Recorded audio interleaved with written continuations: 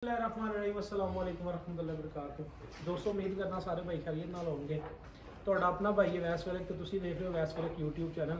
ਅੱਜ ਦੀ ਵੀਡੀਓ ਜਿਹੜੀ ਹੈ ਮੀਟ ਦੇ ਹਵਾਲੇ ਨਾਲ ਹੈ। ਸਾਡੇ ਜਿਹੜੇ ਲੋਕ ਗੋਸ਼ਤ ਦਾ ਕਾਰੋਬਾਰ ਕਰਦੇ ਨੇ, ਗੋਸ਼ਤ ਵਾਲੇ ਜਾਨਵਰ ਦਾ ਕਾਰੋਬਾਰ ਕਰਦੇ ਨੇ, ਜਾਨਵਰ ਦੀ ਸਿਲੈਕਸ਼ਨ ਕਰਨ ਤੋਂ ਪਹਿਲੇ ਕਿਹੜੀਆਂ ਚੀਜ਼ਾਂ ਦਾ ਖਿਆਲ ਕਰੀਏ ਔਰ ਇਸ ਬਿਜ਼ਨਸ ਦੇ ਵਿੱਚ ਕੀ ਪ੍ਰੋਫਿਟੇਬਿਲਟੀ ਹੈ ਦੁੱਧ ਵਾਲੇ ਦੀ ਨਿਸਬਤ। ਜਾਂ ਸਾਡੇ ਕੁਝ ਲੋਕ ਐਸੇ ਨੇ ਜਿਹੜੀਆਂ ਗੱਭਣਾ ਮੱਝਾਂ ਜਾਂ ਝੋਟੀਆਂ ਲਿਆ ਕੇ ਆਪਣੇ ਕੋਲ ਕਾਰੋਬਾਰ ਕਰਦੇ ਨੇ, ਉਹਦੇ 'ਚ ਤੇ ਇਹਦੇ 'ਚ ਕੀ ਫ਼ਰਕ ਹੈ। ਦੇਖੋ ਦੁੱਧ ਵਾਲੇ ਕਾਰੋਬਾਰ ਦੇ ਵਿੱਚ ਬਹੁਤ ਜ਼ਿਆਦਾ ਮਿਹਨਤ ਹੈ, ਉਸ ਤੋਂ ਬਾਅਦ ਜਾ ਕੇ ਪ੍ਰੋਫਿਟ ਸ਼ੁਰੂ ਹੁੰਦਾ ਹੈ। ਤੇ ਹੁਣ ਚੁੱਕੇ ਪੂਰੇ ਪਾਕਿਸਤਾਨ ਦੇ ਅੰਦਰ ਬਹੁਤ ਸਾਰੇ ਲੋਕ ਨੇ ਜਿਹੜੇ ਆਪਣੇ ਆਪ ਨੂੰ ਮੂਵ ਕਰ ਚੁੱਕੇ ਨੇ ਗੋਸ਼ਤ ਵਾਲੇ ਜਾਨਵਰਾਂ ਦੇ ਉੱਪਰ। ਜਿਸ ਤਰ੍ਹਾਂ ਕਿ ਸਾਡੇ ਕੋਲ ਫਾਰਮ ਹੈ, ਤੁਸੀਂ ਦੇਖ ਸਕਦੇ ਹੋ ਮਾਸ਼ਾਅੱਲਾ ਕਿੰਨੀ ਕੁਆਲਿਟੀ ਹੈ ਸਾਰੇ ਐਨੀਮਲ ਦੇ ਅੰਦਰ। ਇਹ ਸਾਰੇ ਜਾਨਵਰ ਜਿਹੜੇ ਇਹ ਮੁਖਤਲਿਫ ਮੰਡੀਆਂ ਤੋਂ ਖਰੀਦ ਹੋਏ ਨੇ। ਇਸ ਫਾਰਮ ਤੇ ਜਿਹੜੇ ਓਨਰ ਨੇ ਉਹ ਯਾਸਰ ਅਰਫਾਤ ਗੁੱਜਰ ਸਾਹਿਬ ਨੇ। ਡਿਸਟ੍ਰਿਕਟ ਮੰਡੀ ਬਹਾਉਦੀਨ ਕੁਠਿਆਲਾ ਸ਼ੇਖਾਨਾ ਦਾ ਪਿੰਡ ਹੈ। ਤੇ ਇਹ ਆਪਣੇ ਫਾਰਮ ਤੇ ਜਿਹੜੇ ਜਾਨਵਰ ਸਿਲੈਕਟ ਕਰਕੇ ਲੈ ਕੇ ਆਏ ਇਹਨਾਂ ਨੇ ਕੋਈ ਜਾਨਵਰ 7 ਮਹੀਨੇ ਪਾਲੇ ਨੇ, ਕੋਈ 8 ਪਾਲੇ ਨੇ, ਕੋਈ 9 ਪਾਲੇ ਨੇ, ਕੋਈ 10 ਪਾਲੇ ਨੇ। ਇਹ ਸਾਰੇ ਜਾਨਵਰ ਇਹਨਾਂ ਨੇ ਖਰੀਦ ਕਰਕੇ ਲਿਆਂਦੇ। ਇਹਨਾਂ ਵਿੱਚ ਬੈਨੀਫਿਟ ਕੀ ਹੈ ਜੀ, ਇਹਦੇ 'ਚ ਤੇ ਦੁੱਧ ਵਾਲੇ ਫਾਰਮ ਦੇ ਅੰਦਰ ਫਰਕ ਕੀ ਹੈ। ਅਗਰ ਮੈਂ ਉਸ ਫਰਕ ਨੂੰ ਕੱਢਾਂ ਤੁਹਾਡੇ ਸਾਹਮਣੇ, ਇੱਧਰ ਆ ਜਾਓ। ਅਗਰ ਮੈਂ ਇਸ ਫਾਰਮ ਦੇ ਅੰਦਰ, ਤੁਸੀਂ ਨਾਲ ਚੱਲਦੇ ਜਾਓਗੇ ਨਾ, ਅਗਰ ਮੈਂ ਇਹਦਾ ਫਰਕ ਕੱਢਾਂ ਤੁਹਾਡੇ ਕੋਲ, ਇਹਦਾ ਫਰਕ ਇਹ ਹੈ ਦੁੱਧ ਵਾਲੇ ਔਰ ਇਸ ਗੋਸ਼ਤ ਵਾਲੇ ਕਾਰੋਬਾਰ 'ਚ ਫਰਕ ਕੀ ਹੈ। ਇਸ ਜਾਨਵਰ 'ਚ ਬਿਮਾਰੀ ਬਹੁਤ ਘੱਟ ਹੈ। ਸਾਡੇ ਜਿਹੜਾ ਦੁੱਧ ਵਾਲਾ ਐਨੀਮਲ ਹੈ ਉਹਦੇ 'ਚ ਸਾੜੂ ਦੇ ਮਸਾਇਲ ਨੇ, ਉਸ ਤੋਂ ਬਾਅਦ ਉਹਦੇ 'ਚ ਥਲੇਰੀਆ ਬਬੇਜ਼ੀਆ, ਚਲੋ ਇਹਦੇ 'ਚ ਵੀ ਹੋ ਸਕਦਾ। ਮੇਨ ਜਿਹੜਾ ਇਸ਼ੂ ਹੈ ਸਾੜੂ ਦਾ। ਦੂਸਰੇ ਨੰਬਰ ਤੇ ਦੁੱਧ ਪੂਰਾ ਲੈਣਾ, ਤੀਸਰੇ ਨੰਬਰ ਤੇ ਦੁੱਧ ਦੀ ਫੈਟ ਪੂਰੀ ਲੈਣੀ, ਚੌਥੇ ਨੰਬਰ ਤੇ ਜਾਨਵਰ ਦੀ ਹੈਲਥ ਨੂੰ ਬਿਹਤਰ ਰੱਖਣਾ। ਮਤਲਬ ਬਹੁਤ ਸਾਰਾ ਟਫ ਟਾਈਮ ਉੱਤੇ ਦੇਣਾ ਪੈਂਦਾ, ਬਹੁਤ ਸਾਰੀ ਮਿਹਨਤ ਕਰਨੀ ਪੈਂਦੀ, ਉਸ ਤੋਂ ਬਾਅਦ ਜਾ ਕੇ ਫਾਰਮਰ ਉਸ 'ਚੋਂ ਪ੍ਰੋਫਿਟ ਲੈਂਦਾ।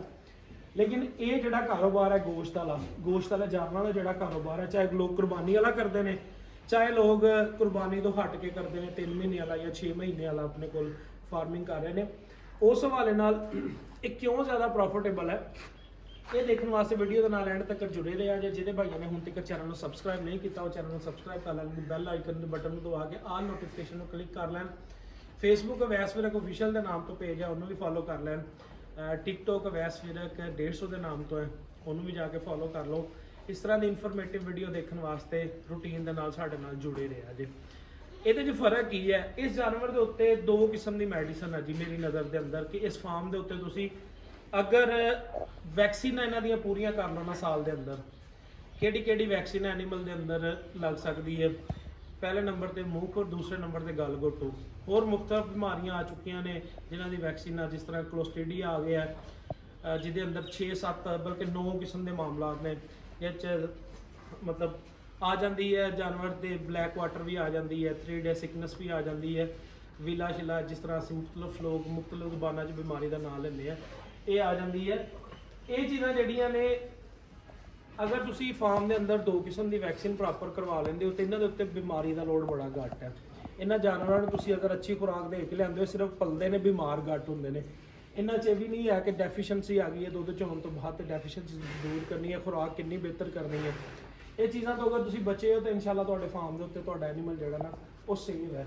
ਔਰ ਜਾਨਵਰ ਤੁਸੀਂ ਦੇਖ ਸਕਦੇ ਹੋ, ਇਹਨਾਂ ਜਾਨਵਰਾਂ ਨੂੰ ਸਾਂਭਣਾ ਵੀ ਸੌਖਾ ਹੈ। ਇਹਨਾਂ ਜਾਨਵਰਾਂ ਨੂੰ ਤੁਸੀਂ 2 ਟਾਈਮ ਅਗਰ ਤੂੜੀ ਔਰ ਵੰਡਾ ਖਿਲਾਉਂਦੇ ਰਹੋ ਨਾ, ਇਹਨਾਂ ਦੀ ਸਾਰੀ ਨੀਂਦ ਪੂਰੀ ਹੋ ਰਹੀ ਹੈ। ਉਹਦੇ ਅੰਦਰ ਵੰਡੇ ਦੇ ਅੰਦਰ ਜੋ ਚੀਜ਼ਾਂ ਵੀ ਹੈ, ਇਸ ਫਾਰਮ ਤੇ ਜਿਹੜਾ ਫਾਰਮੂਲਾ ਅਪਲਾਈ ਕਰ ਰਹੇ ਅਸੀਂ, ਉਹ ਡੇਰੀ ਲੈਕ ਮੀਟ ਵੱਡਾ ਹੈ। ਪਰ ਐਨੀਮਲ ਤਕਰੀਬਨ 5 ਤੋਂ 6 ਕਿਲੋ ਅਸੀਂ ਵੱਡਾ ਖਿਲਾ ਰਹੇ ਹਾਂ। ਸਟਾਰਟ ਦੇ ਉੱਪਰ ਅਸੀਂ 3 ਤੋਂ 4 ਕਿਲੋ ਵੱਡਾ ਖਿਲਾਉਂਦੇ ਹਾਂ। ਉਸ ਤੋਂ ਬਾਅਦ ਜਿਸ ਤਰ੍ਹਾਂ ਜਾਨਵਰ ਵੱਧਦੇ ਜਾਂਦੇ ਨੇ ਉਸ ਹਿਸਾਬ ਨਾਲ ਵੱਧਦਾ ਜਾਂਦਾ ਵੱਡਾ। ਹੁਣ ਆਹ ਸਾਡੇ ਕੋਲ ਜਾਨਵਰ ਖੜਾ ਹੈ 24 ਘੰਟੇ ਦੇ ਵਿੱਚ 6 ਕਿਲੋ ਵੱਡਾ ਖਾ ਰਿਹਾ ਹੈ। ਛੋਟਾ ਜਾਨਵਰ ਸਾਡੇ ਕੋਲ 4 ਕਿਲੋ ਵੱਡਾ ਖਾ ਰਿਹਾ ਹੈ। ਇਹ ਜਾਨਵਰ ਸਾਡੇ ਕੋਲ 7 ਕਿਲੋ ਵੱਡਾ ਵੀ ਲੈ ਰਿਹਾ ਹੈ। ਇਹ ਜਾਨਵਰ ਹੁਣ ਆਇਆ ਸਾਡੇ ਕੋਲ ਥੋੜਾ ਟਾਈਮ ਪਹਿਲੇ, ਲੇਕਿਨ ਇਹ ਕੁਰਬਾਨੀ ਤੇ ਲੱਗ ਰਿਹਾ ਹੈ। ਇਹ ਜਾਨਵਰ ਦੂਸਰੇ ਜਾਨਵਰ ਦੀ ਨਿਸਬਤ ਜ਼ਰਾ ਕਮਜ਼ੋਰ ਹੈ, ਬਲਕਿ 2 ਜਾਨਵਰ ਕਮਜ਼ੋਰ ਨੇ। ਬਾਕੀ ਜਾਨਵਰ ਤੁਸੀਂ ਦੇਖੋ, ਇਹਨਾਂ ਨੇ 24 ਘੰਟੇ 'ਚ ਤੂੜੀ ਔਰ ਵੰਡਾ ਚੱਲ ਰਿਹਾ ਹੈ, ਨਾਲ 5 ਤੋਂ 6 ਕਿਲੋ ਪੱਠੇ ਅਸੀਂ ਖਾ ਰਹੇ ਹਾਂ। ਤੂੜੀ ਜਿਹੜੀ ਹੈ ਜਾਨਵਰ ਦੀ ਤਕਰੀਬਨ ਪਰ ਡੇ ਦੀ 6 ਤੋਂ 7 ਕਿਲੋ ਹੈ। ਉਸ ਤੋਂ ਇਲਾਵਾ 6 ਤੋਂ 7 ਕਿਲੋ ਵੰਡਾ ਔਨ ਐਵਰੇਜ। ਉਸ ਤੋਂ ਬਾਅਦ ਜਾਨਵਰ ਨੂੰ ਜਿਹੜਾ ਨਾ 5 ਤੋਂ 6 ਕਿਲੋ ਪੱਠੇ ਦੇ ਕਮ ਅਜ਼ ਕਮ 6 ਟਾਈਮ ਪਾਣੀ ਮਿਲਦਾ ਜਾਂਦਾ। ਜਾਨਵਰ ਦੇਖ ਸਕਦੇ ਹੋ ਮਾਸ਼ਾਅੱਲਾ ਤੁਹਾਡੇ ਸਾਹਮਣੇ ਖੜੇ ਨੇ ਸਾਰੇ ਜਾਨਵਰ, ਕਿੰਨੀ ਬਿਹਤਰੀਨ ਕੁਆਲਿਟੀ ਵਾਲੇ ਐਨੀਮਲ ਨੇ। ਅੱਗੇ ਆ ਜਾਓ ਤੁਸੀਂ ਦੇਖੋ, ਤੁਸੀਂ ਮਾਸ਼ਾਅੱਲਾ ਜਾਨਵਰਾਂ ਦੇ ਵਿੱਚ ਸਿਲੈਕਸ਼ਨ ਦੇਖੋ ਇਹਨਾਂ ਦੀ ਜਿਹੜੀ ਹੈ, ਜਿਹੜੀ ਮੇਨ ਚੀਜ਼ ਹੈ ਜਾਨਵਰ ਦੀ ਝਾਲਰ, ਜਾਨਵਰ ਦੇ ਜਿਸਮ ਤੇ। ਹੁਣ ਇਹ ਜਾਨਵਰ ਸਾਹਮਣੇ ਜਿਹੜਾ ਹੈ ਮੈਂ ਤੁਹਾਨੂੰ ਦਿਖਾ ਸਕਦਾ।